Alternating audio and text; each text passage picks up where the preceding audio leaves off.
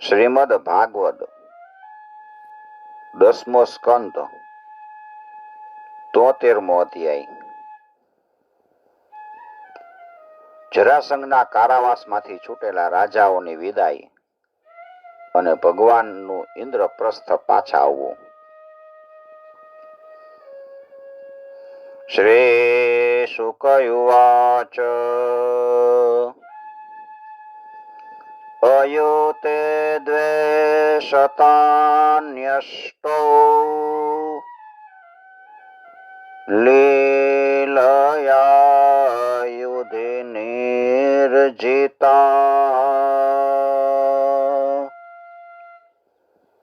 તે નિર્ગતા ગિરિદ્રોણ્યમ મલિનામરવાસસ તે નિર્ગતા ગિરિદ્રોણ્યમ મલિનામલવાસસ.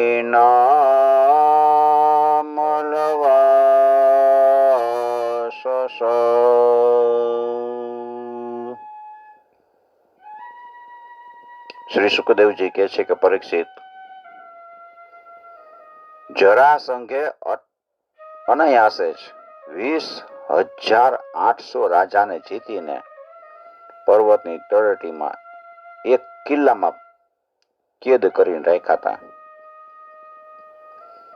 ભગવાને બધાને છોડી દીધા ત્યારે એ કેદીઓ ત્યાંથી નીકળ્યા અને એનું શરીર સાવ સુકાઈ ગયું હતું. વસ્ત્રો મેલા થઈ ગયા હતા, ભૂખથી દુર્બળ થઈ ગયા હતા, મોઢા હુકાઈ ગયા હતા, લોહી જ નહોતું રહ્યું.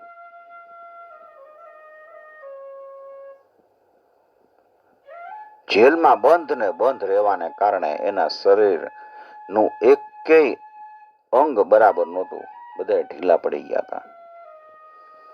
બહાર નીકળતા જ એ રાજાઓએ જોયું કે સામે ભગવાન શ્રી કૃષ્ણ ઉભા છે. ભગવાનનું સ્વરૂપ જોયું છે.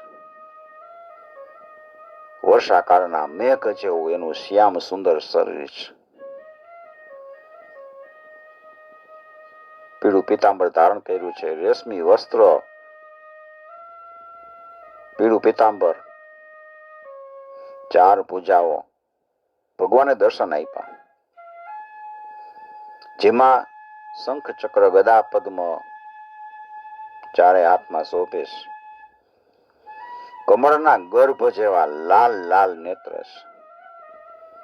સુંદર મુખારવિંદ અને કાનમાં મકરાકૃત કુંડળો ઝગમગે છે. સુંદર મુગુટ, મોતીઓના હાર, કંકણ, મેખલા અને બાજુબંધ પોતપોતાના સ્થાને શોભી રહ્યા છે. આ તો ભગવાને પોતાનું સ્વરૂપ એને બતાવ્યું, દર્શન આપ્યા છે. કંઠમાં કૌસ્તુભમણિ ધારણ કરેલી અને ઘૂંટણ સુધી લટકતી વનમાળા પહેરેલી એ ભગવાનના દર્શન કરી રાજાઓ તેમને જુએ છે. દર્શન કેવી રીતે કર્યા એ અહીં બતાવ્યું છે. જાણે ભગવાનને નેત્રોથી પી રહ્યા છે, આવી રીતે દર્શન કરવાના. ભગવાનને જીભથી ચાટી રહ્યા છે. કોક રાજા છે નાસિકાથી સૂંઘે છે. ભગવાનના દિવ્ય શરીરમાંથી સુગંધ પ્રસરતી હોય. કેટલા એવો ભાવ કરે છે કે અમે ભગવાનને બાહુથી આલિંગન કરી રહ્યા છીએ, ભેટી રહ્યા છીએ. દર્શનથી એટલે બધાય રાજાના પાપ ધોવાઈ ગયા, કોઈ પાપ ન રહ્યું. ભગવાનના દર્શન કરો ત્યારે એટલો ભાવ થાય ને તો આપણા પાપ ન રહ્યા. મનોમન ભગવાનના ચરણોમાં મસ્તક મૂકે છે. શ્રીવત્સાંકમ ચતુર્બાહુમ પદ્મગર્ભારુણે ક્ષણમ ચારુ પ્રસન્નવદનમ સ્ફુરન્મકરકુંડલમ પદ્મહસ્તં ગદાશંખં રથાંગૈરુપલક્ષિતં કિરીટહાર કટકકટે સૂત્રાંગદાચિતં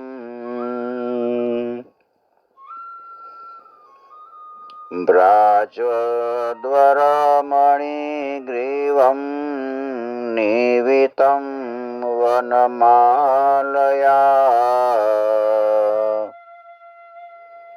પીબંત ઇવ ચક્ષુર્ભ્યામ લિહંત ઇવ જીવયા. ભગવાનનું સ્વરૂપ જોયું ને બધાએ દર્શન કર્યા. ભગવાનના ચરણોમાં મસ્તક મૂકી દીધું છે. રાજાઓને એટલો આનંદ થયો કે કેદમાં રહેવાનું દુઃખ ભૂલાઈ ગયું હતું. જો કેદમાં રહ્યા તો ભગવાનના દર્શન થયા.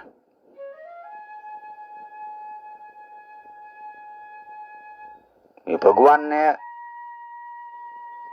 પાસે દૂત મોકલીને ભગવાનને કહેવરાયું કે હે ભગવાન, અમને હવે છોડાવો. જ્યારે મુશ્કેલી બહુ વધી ગઈ હોય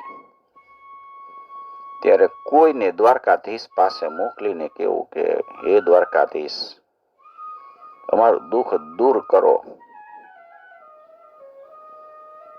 દ્વારકાધીશ આવે જ છે.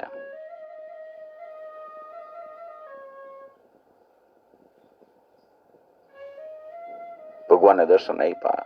રાજાઓ ખૂબ રાજી થયા. રાજાઓ ભગવાનની સ્તુતિ કરવા લાગ્યા છે બે હાથ જોડીને.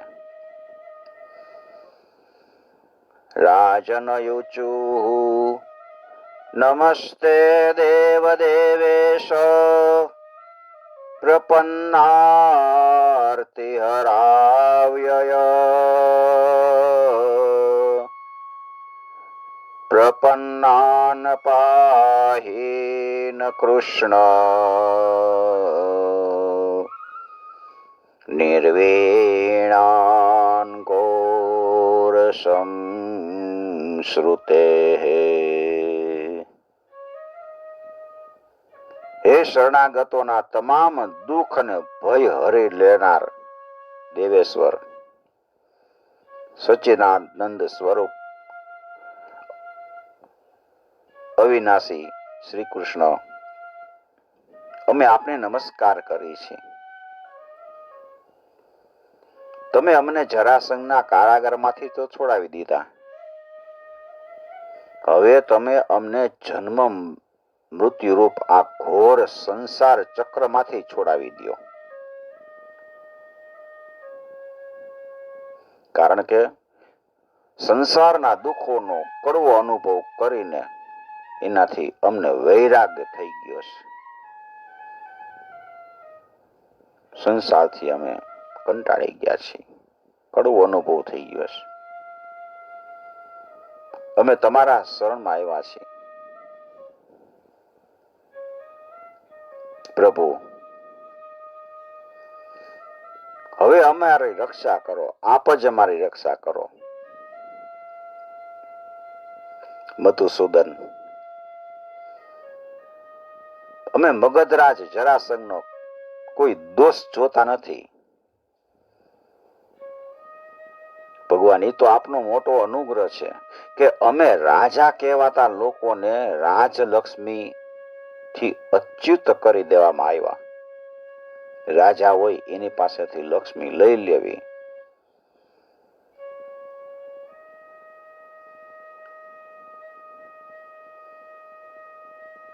નૈવનમ નાથાન વસુયામો માગધમ મધુસૂદન અનુગ્રહો યદ ભવતો રાજ્ઞામ રાજ્ય ચ્યુતિર્વિભો.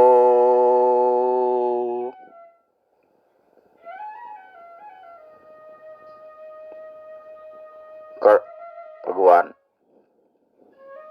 કેમ કે રાજા પોતાના રાજ્ય ઐશ્વર્યના મદથી છકી જાય, એને સાચા સુખની કે કલ્યાણની પ્રાપ્તિ ક્યારે થઈ શકતી નથી.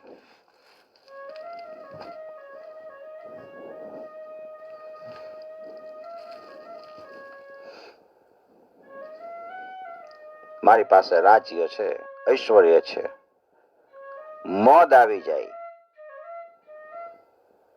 એને સાચું સુખ, પોતાનું કલ્યાણ શેમાં છે એ કંઈ પ્રાપ્ત નથી થતું.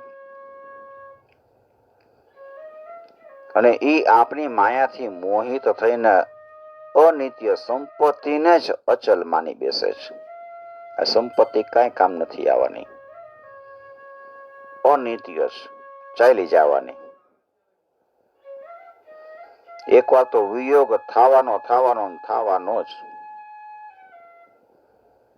લક્ષ્મીજી ચંચળ છે. એક રાજા હતો, ખૂબ સંપત્તિ. રાત્રે એને જોયું કે એક દેવી ઘરમાંથી બાણે નીકળીને જાતી હોય છે. એટલે રાજાએ પૂછ્યું કે દેવી આપ કોણ છો? તો કે હું લક્ષ્મીજી છું.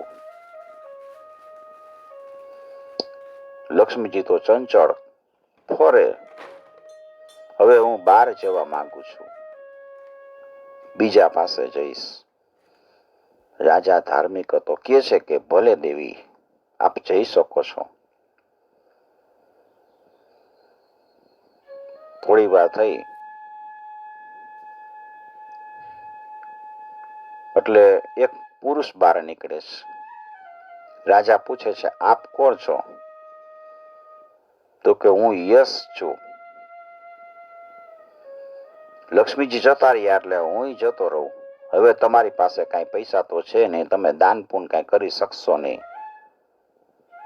એટલે તમારી પાસે યશ આવશે નહીં. દાન કરે તો યશ મળે, યશ કીર્તિ છવાય. એટલે હું જાઉં છું. રાજા કે જાઓ. થોડીક વાર થઈ તો ત્રીજો પુરુષ બહાર નીકળે છે. રાજા પૂછે છે તમે કોણ છો? તો કે હું સદાચાર છું. તમારી પાસે લક્ષ્મી નથી, યશ નથી, પછી સદાચાર કાંઈ રહે નહીં, જવા ઈચ્છું છું. રાજા કહે છે જઈ શકો છો.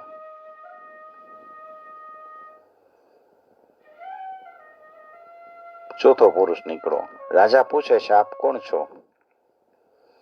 તો કે છે હું સત્ય છું.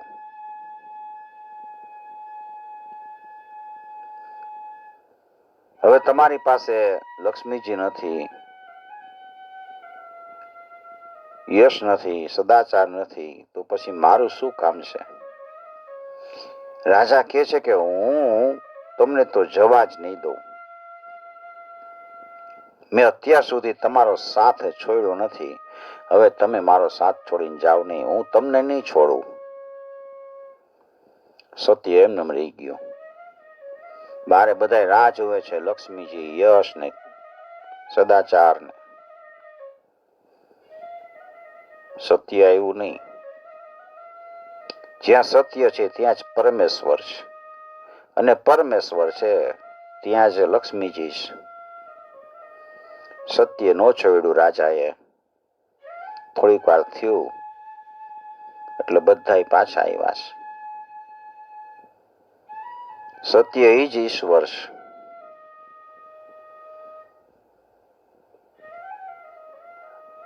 લક્ષ્મીજી નો આપણાથી વિયોગ થાય છે, પણ સત્ય નો છોડવું. સત્યને ખાતર હરિશ્ચંદ્ર રાજાએ પોતે ઘર બાર વગરના થઈ ગયા. પણ એને સત્ય ન છોડ્યું.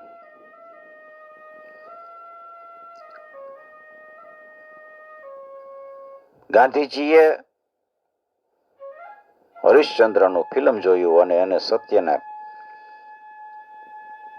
આચરણ કરવાનો સંકલ્પ કર્યો. આપણે બધાય જાણીએ છીએ કે અંગ્રેજોની સત્તાને વગર શસ્ત્રએ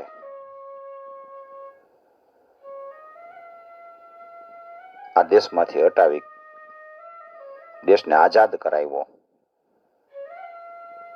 એની પાસે કઈ હતું નહીં. શુકલકડી જેની કાયા છે, સુદામાનો ભાઈ છે,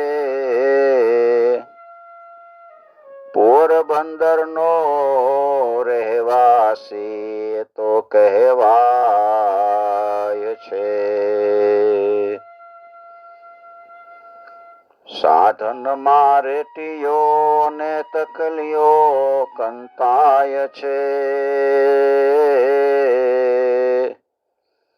આત્માના તેજથી પરમાત્મા પંકાય છે. કઈ તાકાત હતી? ખાલી સત્ય. સત્યમાં આટલી તાકાત છે. બૂમ બરાડા પાડી પાડીને અસત્યને કદાચ સત્ય ઠેરવવાની કોશિશ કરે, પણ સત્ય કોઈ દિવસ છુપાતું રહેતું નથી.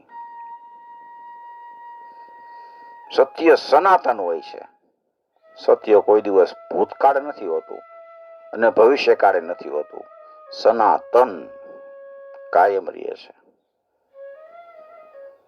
લક્ષ્મીજી બધા પાછા આવ્યા.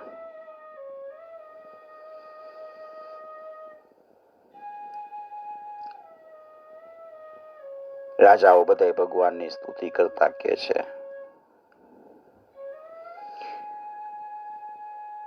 કે પ્રભુ આ સંપત્તિને જ અચલ માની બેસે છે, પણ સંપત્તિ એકવાર છોડીને જતી રહે છે. અરે આપણે સંપત્તિ ન છોડીને સંપત્તિ આપણી પાસે રહીએ તો આપણો દેહ છૂટી જવાનો, વિયોગ થવાનો જ. અને સંપત્તિથી પરમાત્મા નથી મળતા. સુખ સંપત્તિ મળે એટલે સગવડતા વધે. પૈસા હોય ને ગાડી લઈ તો આપણે ક્યાંક જઈ શકીએ, બસ એટલું જ. બાકી એનાથી પરમાત્મા પ્રાપ્ત ન થઈ જાય. જેટલું આપણા નસીબમાં લખેલું એટલું જ આપણે ભોગવી શકવાના છે. ગમે એટલી સંપત્તિ હોય, મોટા મોટા રૂમ વાળા બંગલા હોય, મહેલ હોય, પણ એમાં સુવા માટે તો આપણે ખાલી 5 ફૂટની જગ્યા જ જોઈ, એટલાથી જ આપણે સુખ લઈ શકીએ. મોટો રૂમ હોય એટલે આપણું કાંઈ મોટું શરીર થાય ને વધારે આમ સુખ ભોગવી લે એવું તો થઈ શકવાનું છે જ નહીં. જેટલું આપણી પાસે હોય ખાવાનું, એમાંથી આપણે જેટલું ખાઈ શકતા હોય એટલું જ ખાઈ શકવાના છે. કોઠારના કોઠાર ભર્યા હોય તો કાંઈ એનાથી બધું આપણે એકી સાથે ખાઈ નથી જવાના. જેટલું ઉપયોગમાં લેવાય એટલું જ લેવાનું, બાકીનાનો સદુપયોગ કરવો જોઈએ.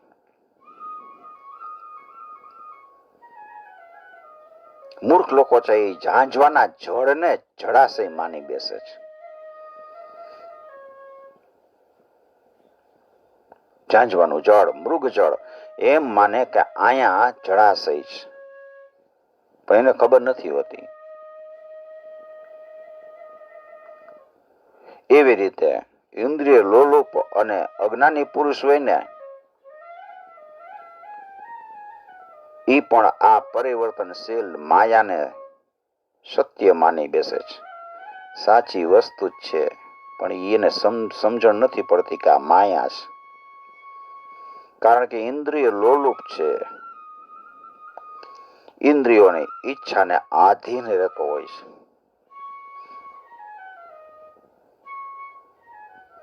ઇન્દ્રિયનો ગુલામ હોય છે. ઇન્દ્રિય લોલુપ એટલે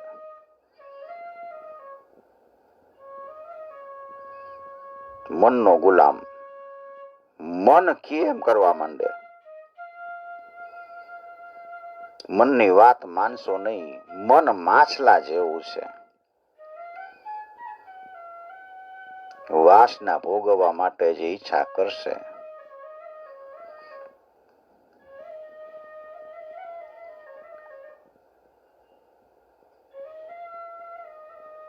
પરિવર્તનશીલ માયા છે એ સત્ય નથી. એ આપણું અજ્ઞાન છે કે આ વસ્તુ કાયમ નથી રહેવાની અને કાંઈ કામે નથી આવવાની. રાજાઓ કહે છે કે ભગવાન, અમે લોકો ધન સંપત્તિના નશામાં ચૂર થઈ ગયા હતા, આંધળા બની ગયા હતા. આ લોકને જીતી લેવા માટે એકબીજાની હરીફાઈ કરતા હતા કે અમે બધું જીતી લઈ, અને જે પ્રજા હોય ને એનો નાશ કરી નાખતા. ખરેખર અમારું જીવન અત્યંત ક્રૂરતાથી ભરેલું હતું. બીજાનું જ આંચકી લેતા, ચાચો કર નાખીને લઈ લે. પ્રેમથી મળે ને એ દૂધ સમાન હોય. પ્રેમથી મળે અમૃત સમાન. સહજ મિલાસો દૂધ સમ, માંગ લિયાસો પાણી, ખીચ લિયાવો રક્ત સમ. સહજ મળે દૂધ જેવું હોય. કોઈ પ્રેમથી આપે તો એ દૂધ સમાન, અમૃત સમાન છે. તમે માગીને લ્યો તો એ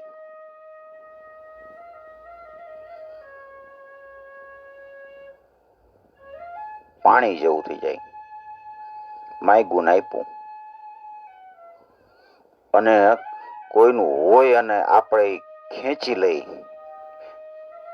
આટલું તો દેવું જ પડશે નામ ને તેમને એમ કરીને પરાયણે લઈ લઈ તો એ રક્ત સમાન, લોહી સમાન છે.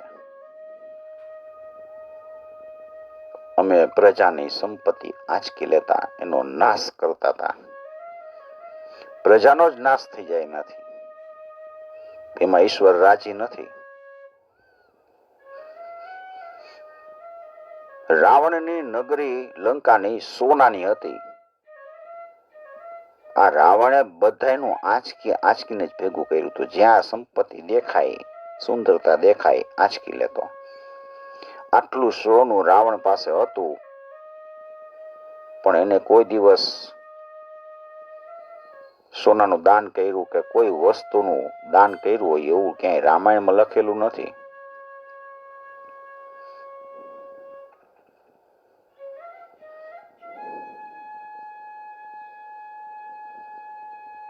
લંકાપુરી કહેવાય છે. આપણે ત્યાં 7 પુરીઓ છે. અયોધ્યાપુરી ને, મથુરાપુરી ને, માયાપુરી ને, દ્વારિકાપુરી. આ દ્વારકાપુરી આખી સોનાની હતી ને ભગવાન કૃષ્ણ બધાને દાન કરતા, સોનાનું દાન કરતા.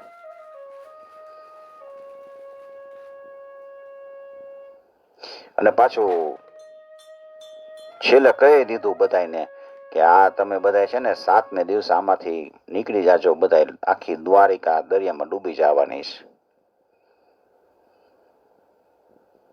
તો આંચકી લીધેલું હોય કોઈ દિવસ સુખ ન આપે. એ બીજાનો હડપ કરવાનો જ વિચાર કરે. સીતાજીનું હરણ કર્યું અને રાવણે આખી લંકાને ઉજાગર કરી નાખી. બીજાનું આંચકીને ભેગું કર્યું હોય ને એની લંકામાં હનુમાન જઈને આખી લંકા હરગાવી નાખે. બીજું કરે હું? રાજાઓ કહે છે કે અમારું જીવન તો અત્યંત ક્રૂરતાથી ભરેલું હતું. એટલે અમે લોકો એટલા વધારે ઉદ્ધત બની ગયા હતા કે આપ મૃત્યુ રૂપે અમારી સામે ઊભા હતા. એ વાત અમે સેજ પણ માનતા નહોતા, એની પરવાહ નહોતા કરતા. હે શ્રી કૃષ્ણ સચ્ચિદાનંદ સ્વરૂપ, કાળ બહુ બળવાન છે. કાળ કોઈને છોડતો નથી. કેમ ન હોય? કાળ છે ને એ આપનું જ સ્વરૂપ છે. અત્યારે એણે અમને બધાને શ્રીહીન કરી નાખ્યા છે. કાળે સમયે નિર્ધન બનાવી દીધા છે. અને આપની અહેતુકી કૃપાથી તમારે કઈ અમારી પાસે લઈ નથી લેવાનું. તમને ખબર છે કે આ તો બધા કેદી છે, કઈ આપી શકે એમ છે નહીં. એટલે તમે અહેતુકી કૃપા કરી છે. કે બીજો કોઈ હોય તો એમ કે આ તો બધા કેદી છે, આને છોડાવીને શું કરવું, આપણને કઈ મળશે નહીં, એમ કરીને ન છોડાવે. પણ પ્રભુ, તમે તો પરમાત્મા છો, ઈશ્વર છો. તમે અમારા પર કૃપા કરી એટલે હવે અમારું અભિમાન નષ્ટ થઈ ગયું છે. અમે કઈ કરી શકીએ એમ જ નથી. ખાલી અમે આપના ચરણ કમળનું સ્મરણ કરી શકીએ એમ છીએ. હે વિભો, આ શરીર દિવસે દિવસે ક્ષીણ થતું જાય છે. રોગનું નિવાસ સ્થાન છે. બધા રોગ શરીરમાં ગરે. હવે અમને આ શરીરથી રાજભોગની કાંઈ અભિલાષા નથી. અમે સમજી ગયા છીએ પ્રભુ, મૃગ તૃષ્ણાના જલ જેવું આ બધું મિથ્યા છે. મૃગજળ હોય, મિથ્યા હોય, એવી રીતે આ શરીર ને બધું મિથ્યા છે, નકામું છે. અમને સ્વર્ગાદી લોકોની કઈ ઈચ્છા નથી. મર્યા પછી મળે ને એની અમારી ઈચ્છા નથી. સ્વર્ગ મળે તો એ શું કામનું?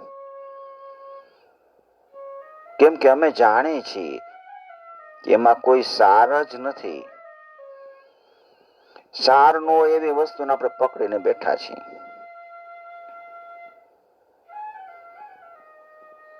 માત્ર સાંભળવામાં જ સારું લાગે છે. અથો ન રાજ્યમ મૃગતૃષ્ણિરૂપિતમ દેહેન શશ્વત પતતારુજામ્ભુવા ઉપાસિતવ્યમ સ્પૃહયામહે વિભો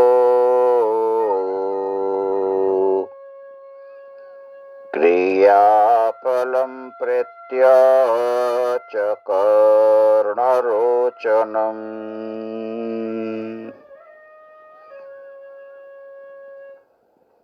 હવે અમને કૃપા કરીને આપ એ ઉપાય બતાવો કે જેથી આપના ચરણ કમળની વિસ્મૃતિ ક્યારેય ન થાય.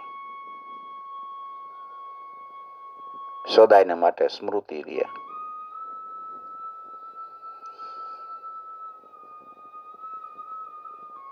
ભગવાન, અમે તમને કોઈ દિવસ ભૂલી નહીં. ભલે ને અમારા સંસારમાં બીજી કોઈ પણ યોનિમાં જન્મ કેમ ન લેવો પડે, પણ અમે તમારા ચરણને ન ભૂલી.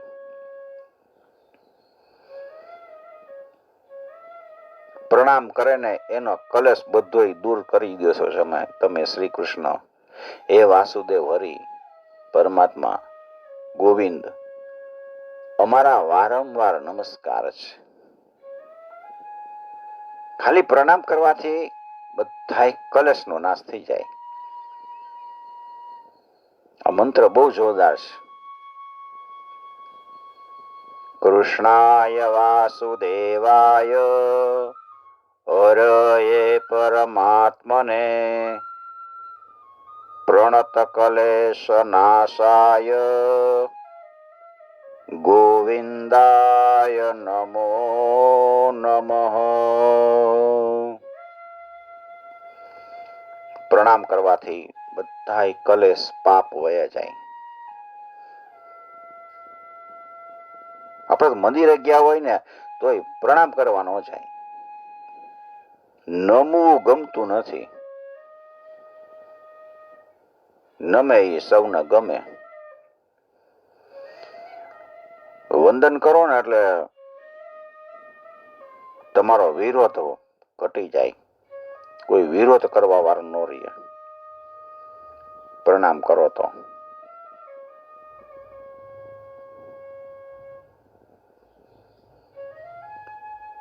પ્રણામ કરવાની પાછી રીત હોય છે. ખાલી આગેથી બે હાથ જોડીને પ્રણામ કરો તો એ પ્રણામ થઈ ગયા.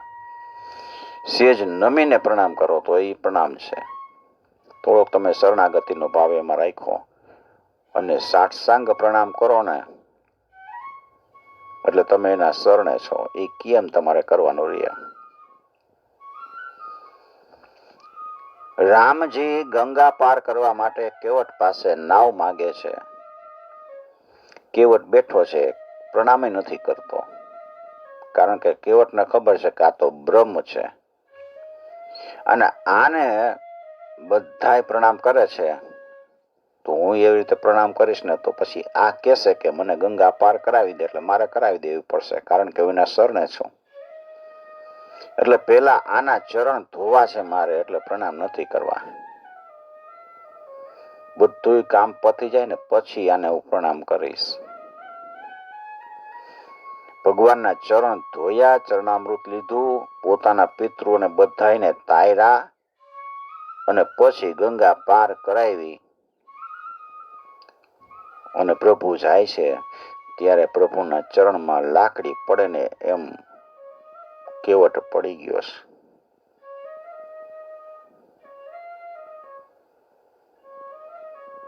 પ્રણામ કરે એટલે પછી એના બધા પાપ વયા જાય. સાષ્ટાંગ પ્રણામ કરવા. ઘરની બાને નીકળીને ત્યારે ભગવાનને વંદન કરીને જવાનું કે હે પ્રભુ, તમારું કામ કરવા જાઉં છું. બારે જાવ ત્યારે હંમેશા પ્રભુને યાદ કરો. ભગવાન મારી સાથે જ છે. ભગવાન જરાય દૂર નથી. ભગવાન ખાલી મંદિરમાં જ નથી, મૂર્તિમાં જ નથી. આપણો ભગવાન તો સર્વેશ્વર છે, સર્વ જગ્યાએ છે.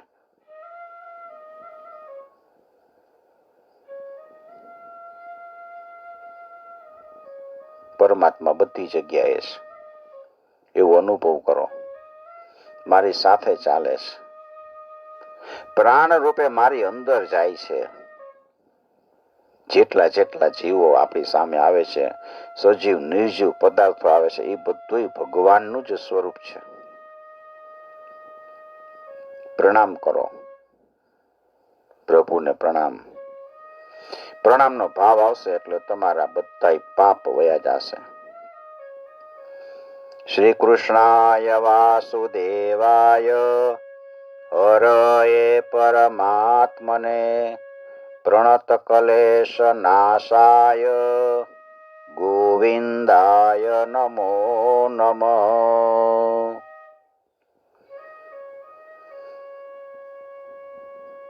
રાજાઓએ બધાએ પ્રણામ કર્યા. શ્રી સુખદેવજી મહારાજ કહે છે કે પરીક્ષિત, કારાગારમાંથી મુક્ત થઈને રાજાઓએ જ્યારે આ પ્રમાણે ભગવાન શ્રી કૃષ્ણની સ્તુતિ કરી ત્યારે શરણાગત રક્ષક પ્રભુએ અત્યંત મધુર વાણીમાં કીધું. શ્રી ભગવાન ઉવાચ. રાજાઓ, અદ્ય પ્રભુતેવો ભૂપા મયાત્મના લાવણ્યખિલેશ્વરે સુદ્રઢા જાયતે ભક્તિ બાઢમાસં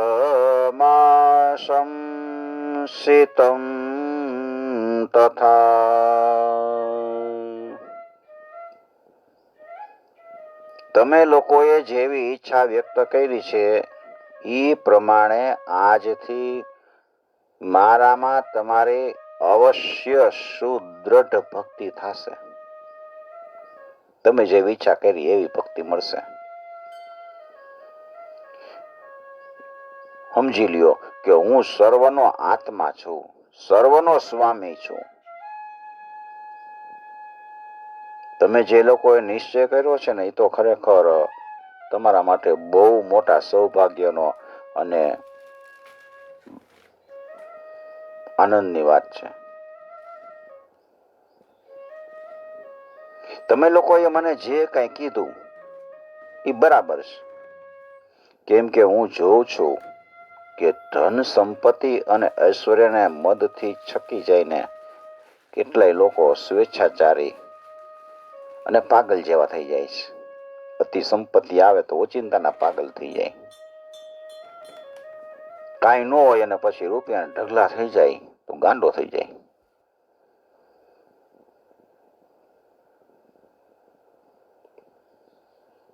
શ્રીમદ આવી જાય.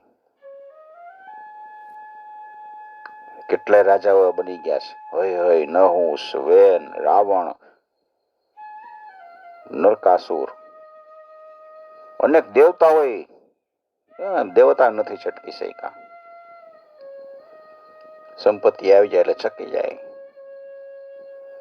દૈત્યો, રાજાઓ બધાય સંપત્તિને કારણે જ પોતાના સ્થાનથી ભ્રષ્ટ થઈ ગયા છે.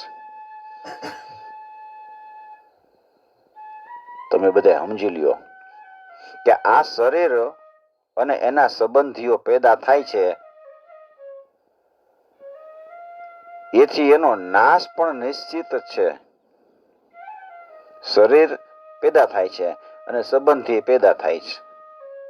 એ બધા પેદા થાય છે ને એનો નાશ થઈ જાય છે ચોક્કસ. એટલે એમાં કોઈ જાતની આસક્તિ ન રાખો. ખૂબ સાવધાનીથી મન અને ઇન્દ્રિયોને વશમાં રાખીને યજ્ઞો દ્વારા મારું યજન કરો. બસ યજ્ઞથી મારી પૂજા કરો. નિષ્કામ કર્મ એ જ યજ્ઞ છે.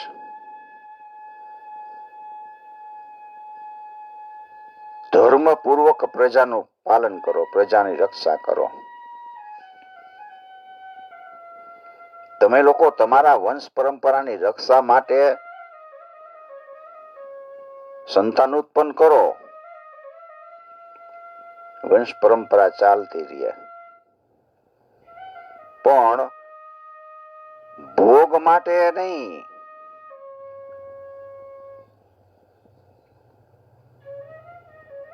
અને પ્રારબ્ધ પ્રમાણે જન્મ, મૃત્યુ, સુખ, દુઃખ, લાભ, હાનિ જે કાંઈ પ્રાપ્ત થાય ને એ સમાન ભાવે એનો સ્વીકાર કરો. મારો પ્રસાદ સમજીને એનું સેવન કરો. કેટલી વસ્તુ મળે? પ્રારબ્ધ પ્રમાણે જન્મ, મૃત્યુ, સુખ, દુઃખ. સુખ મળે, દુઃખ મળે, લાભ થાય, હાનિ થાય. એમાં સમાન ભાવે રહેવાનું કે આ તો ભગવાનની પ્રસાદી છે. દુઃખ આવ્યું તોય ભગવાનની પ્રસાદી છે. સુખ આવ્યું તોય ભગવાનની પ્રસાદી છે. જે કાંઈ પ્રાપ્ત થાય ને એમાં સમાન ભાવ રાખવાનો, એનું સેવન કરવાનું.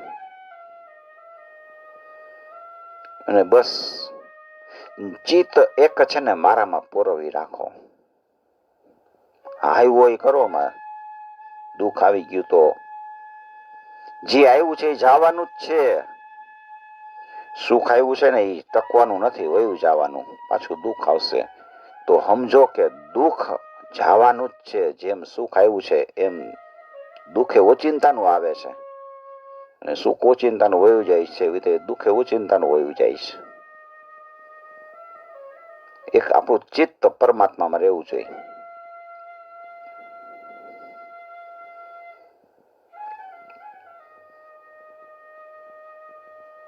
સંતન વંત પ્રજાતંતુન સુખમ દુઃખમ ભવા ભવો પ્રાપ્તમ પ્રાપ્તમ ચ સેવંતો મચ્ચિત્તા વિચરિષ્યથ. પ્રાપ્તમ પ્રાપ્તમ ચ સેવંતો, જેમ મળ્યું છે એ ભગવાનની પ્રસાદી છે. મચ્ચિતા, મારામાં ચિત્ત, વિચરિષ્યથ, પોરવી રાખો.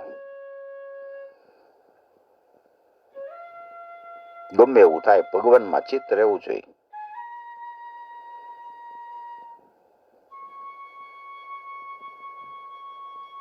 શરીર અને શરીરના સંબંધીઓ સાથે કોઈ પણ પ્રકારની આસક્તિ નહીં રાખવાની. શરીર અને શરીરના સંબંધીઓ સાથે કોઈ આસક્તિ ન રહેવી જોઈએ. ઉદાસીન રહેવાનું. આ શરીરથી નોખા છે, શરીર નોખું છે.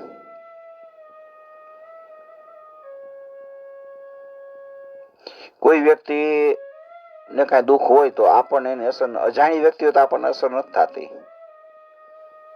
કારણ કે આપણાથી અજાણી છે. જાણીતા હોય તો દુઃખ થાય. આપણે શરીરથી અજાણ થઈ જવાનું. કાં તો શરીરનું દુઃખ છે, હું ક્યાં શરીર છું, હું તો એને ઓળખતો નથી, ત્યારે દુઃખ વયું જાય. પછી દુઃખની અસર ન થાય. હું તો એનાથી નોખો છું. ઉદાસીન રહી નિજાનંદમાં જ મસ્ત રહેવાનું. આવી રીતે નિજાનંદ પ્રાપ્ત થાય. ભક્તિ અને આશ્રમ ધર્મ અનુસાર વ્રતનું પાલન કરો. કોઈ પણ પ્રકારના વ્રત ન થઈ શકે તો ખાલી નિજાનંદમાં રહેવાનું ચાલુ કરી દો. છેવટે તમે બધા મારી અંદર તમે ચિત્ત પોરવી દેશો, મનને સારી રીતે મારામાં પોરવી દેશો, એટલે મને બ્રહ્મ સ્વરૂપને જ પ્રાપ્ત થઈ જાશો. ઉદાસીનશ્ચ દેહાદા અવાત્મા રામ ધૃતા વ્રતા મય્યાવેશ્ય મનઃ સંયમ મામન્તે બ્રહ્મ યાસ્યથ.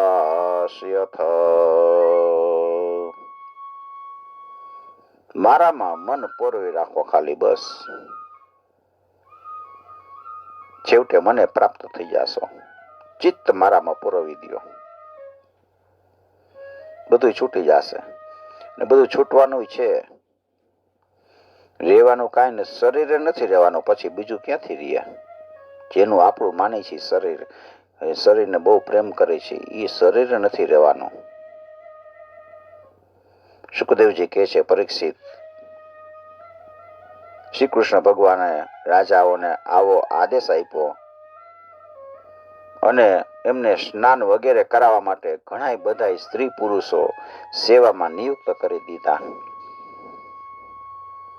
પરીક્ષિત, જરાસંઘનો પુત્ર સહદેવ, એની પાસે એને યથોચિત વસ્ત્ર આભૂષણ માળા ચંદન અપાવીને બધાનું સન્માન કરાવ્યું. બધા વસ્ત્ર આભૂષણથી સુસજ્જ થઈ ગયા, તૈયાર બૈયાર થઈને સરસ મજાના થઈ ગયા. પછી ભગવાને બધાને ઉત્તમ ભોજન કરાવ્યું, પાન બાન ખવડાવ્યું છે. એટલે યથોચિત ભોગ અપાવ્યા. બધાએ રાજાઓને સન્માનિત કર્યા છે અને બધાય દુઃખથી મુક્ત થઈ ગયા. કાનમાં ચડકતા કુંડળ પહેરીને વર્ષા ઋતુ સમાપ્ત થઈ હોય ને તારાની જેમ તારાની ચમક વધે, આકાશમાં તારા ચોખ્ખા દેખાય એવી રીતે બધા ચોખ્ખા ચણક થઈ ગયા, તારાઓની જેમ ચમકવા લાગ્યા. પછી બધાને રથ ઉપર સુવર્ણ અને મણીઓથી ભૂષિત એ રથ, એમાં ઘોડાઓ શણગારેલા, એના ઉપર બેસાડ્યા, બધાને તૃપ્ત કરી અને કહે છે હવે તમે તમારા બધા દેશમાં જાઓ.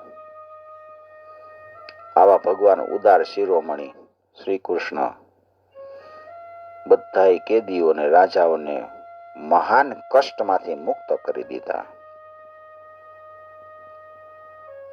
હવે બધા જગતપતિ ભગવાન શ્રી કૃષ્ણના રૂપ, ગુણ અને લીલાઓનું ચિંતન કરતા હતા. રાજધાનીમાં જવા માટે નીકળ્યા. અહીંયા જઈને બધી પ્રજાઓને ભગવાનની અદ્ભુત કૃપા લીલા બધું કહે છે અને ભગવાનની આજ્ઞા પ્રમાણે ભગવાને કીધું હતું કે પ્રજાનું સારી રીતે પાલન કરો અને જે કર્મ કરો એ યજ્ઞ માનીને જ કર્મ કરો. મારા માટે કર્મ કર, ગીતામાં કીધું છે ભગવાને. કર્મ કરી કરીને મને અર્પણ કરી દે. ભગવાનની આજ્ઞા પ્રમાણે જીવન વ્યતીત કરવા લાગ્યા.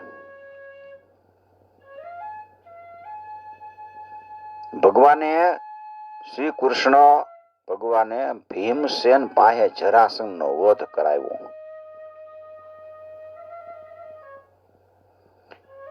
અને ભીમસેન અને અર્જુનની સાથે જરાસંઘ નંદન જે જરાસંઘનો પુત્ર હતો સહદેવ, એના દ્વારા સન્માનિત થઈને ઇન્દ્રપ્રસ્થ બધા આવે છે. કૃષ્ણ, અર્જુન અને ભીમ ઇન્દ્રપ્રસ્થ પાસે પહોંચ્યા અને પોતપોતાના જે શંખ હતા એ જે વગાડ્યા છે, બધાને ખબર પડી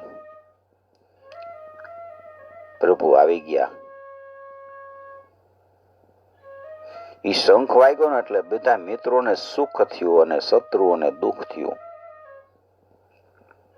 ઇન્દ્રપ્રસ્થ વાસીઓનું મન શંખ ધ્વનિ સાંભળીને એટલું પ્રસન્ન થઈ ગયું કે બધા સમજી ગયા કે જરાસંઘ મરાઈ ગયો.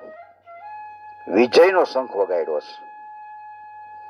વિજય થાય ને ત્યારે શંખ વગાડે. હવે રાજા યુધિષ્ઠિરને રાજસુ યજ્ઞ કરવાનો જે સંકલ્પ હતો એ તો પૂરો થઈ ગયો, યજ્ઞ સંપૂર્ણ થયો. ભીમસેન, અર્જુન અને ભગવાન કૃષ્ણએ યુધિષ્ઠિર રાજાને પ્રણામ કર્યા, વંદન કર્યા છે. અને જરાસંઘ વધ દરમિયાન ત્યાં જે બન્યું હતું ને એ બધું કીધું. ધર્મરાજ યુધિષ્ઠિર ભગવાન શ્રી કૃષ્ણના આ પરમ અનુગ્રહની વાત સાંભળીને યુધિષ્ઠિર બહુ રાજી થયા, પ્રેમ વિવળ થઈ ગયા છે. એના નેત્રમાંથી આનંદના અશ્રુ ટપકવા લાગ્યા, કંઈ કહી શકતા નથી. નિશમ્ય ધર્મરાજસ્તત કેશવેનાનુકંપિતમ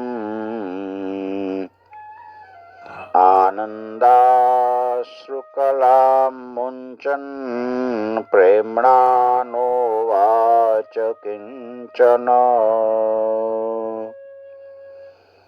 इति श्रीमद्भागवते महापुराणे पारमहंस्यां संहितायां दशमस्कन्धे उत्तरार्धे कृष्णाद्यागमने 73तमोऽध्याय श्रीकृष्णार्पणं समर्पयामि. ओम नमो भगवते वासुदेवाय. ओम नमो भगवते